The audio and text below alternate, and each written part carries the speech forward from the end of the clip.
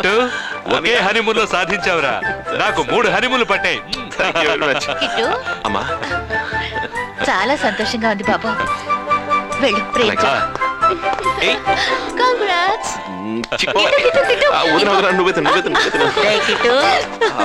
రారా ఇలా రా.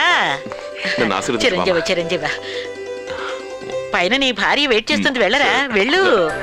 వెళ్ళమంటుంటే ప్రియా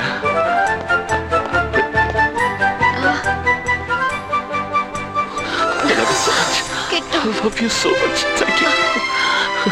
Thanks రా. Thanks darling. నేను ఎంత సంతోషంగా ఉన్నాను తెలుసా. పిచ్చి పట్టేలా ఉంది. క్రాక్ లాగా బండి నడుపుకుంటూ వచ్చాను. తిను ఇదిగో. కిట్టు ఇప్పుడు ఈ బిడ్డ అవసరమా? ఏంటి ఏమన్నావు ప్రియా? నువ్వు జోక్ చేస్తున్నావు? లేదు నేను సీరియస్ గా చెప్తున్నాను. ఏమంటున్నావు? అందరూ పెళ్ళైన వెంటనే పిల్లల్ని కనాలని ఆశపడతారు. నేను ఆశపడుతున్నాను.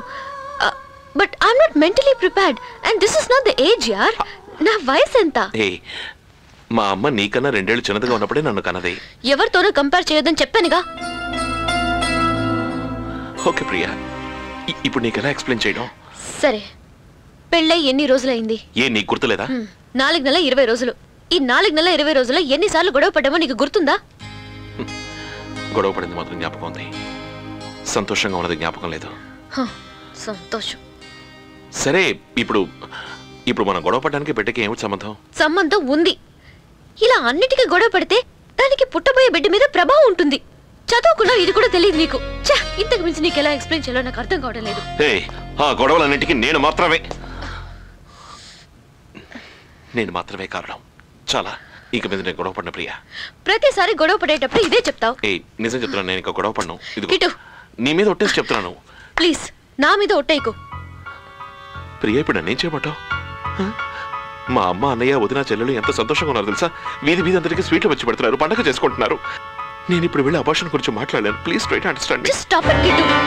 మీ అమ్మ ఏమనుకుంటుందో, మీ అన్న ఏమనుకుంటున్నాడో, మీ కుటుంబంలో ఎవరు ఏమనుకుని చేస్తున్నారో నాకు అనవసరం.